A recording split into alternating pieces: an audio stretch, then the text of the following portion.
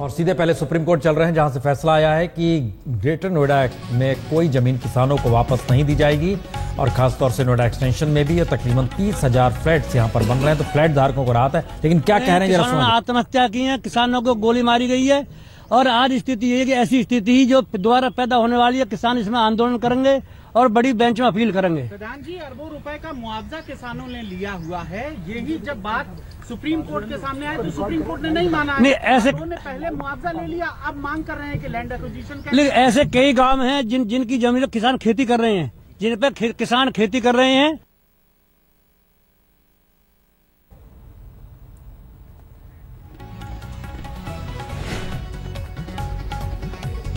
तो बड़ी बेंच के सामने जाने का जिक्र कर रहे हैं। ये शायद 2 बेंच के जज थे यहाँ पर। इस बारे में जैसे हमारे संवाददाता जुड़ते हैं उनसे जरूर पूछेंगे, लेकिन ये जो आप दृश्य देख रहे हैं, अहमद हमारी आवाज आ रही है तो बताइए पूरा फैसला क्या है।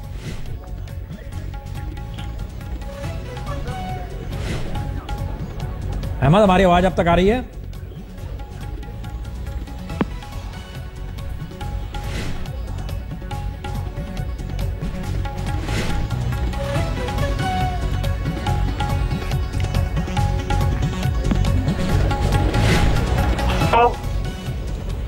सुप्रीम कोर्ट के फैसले से किसानों को झटका लगा है। बड़ी बेंच में दोबारा इसका मतलब है पुनर्विचार याचिका दाखिल की जाएगी। लेकिन इन सब के मद्देनजर इस देश के भीतर जो लगातार भूमि अधिग्रहण को लेकर बहस चल रही है, उसमें यह फैसला कितना मायने रखेगा या किस दिशा में ले जाएगा। मीम अफजल साहब, हम यहां पर आपकी प्रतिक्रिया जरूर चाहेंगे।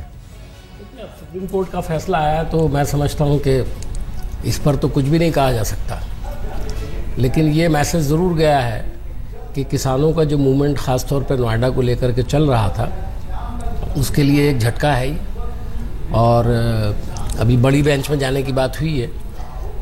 मेरा ये मानना है कि जहाँ फ्लैट्स बन चुके हैं, 30,000 फ्लैट आप बता रहे हैं तकरीबन बन चुके हैं, और मज़ीद इसी पर्पज़ से लोगों से पैसा भी लिया गया है और उनको भी मकान देने का वादा किया गया है। उसको देखते हुए शायद इसमें मुआवजे में कुछ इजाफा अगर किया जाता तो शायद बहुत अच्छी बात होती है। यकीनन नहीं, आपको बतला दें कि दरअसल इस पूरे इलाके में जो ग्रेटर नोएडा एक्सटेंशन का इलाका है और नोएडा एक्सटेंशन और ग्रेटर नोएडा का जो पूरा इलाका है, उसमें तकरीबन जो जानकारी है उसमें तकरीबन 30,000 फ्लैट तो ठीक हैं, लेकिन उस जमीन पर टिके हुए किसानों की तादाद और गाँव की तादाद जो है वो तकरीबन 150 गाँव है, जिस बात का जिक्र हम कर रहे हैं। और 150 गाँव के भीतर में उनकी तादाद जो है तकरीबन 1 लाख परिवार हैं जो इससे प्रभावित हैं। जो अगर सारे याचिका जो दाखिल की गई उनसे जोड़ा जाए, इस स्थिति में सुप्रीम कोर्ट का यह फैसला है और किसानों का आंदोलन लगातार चल रहा था, लेकिन अब वो बड़ी बेंच पर जाने की दिशा में बात हो रही है।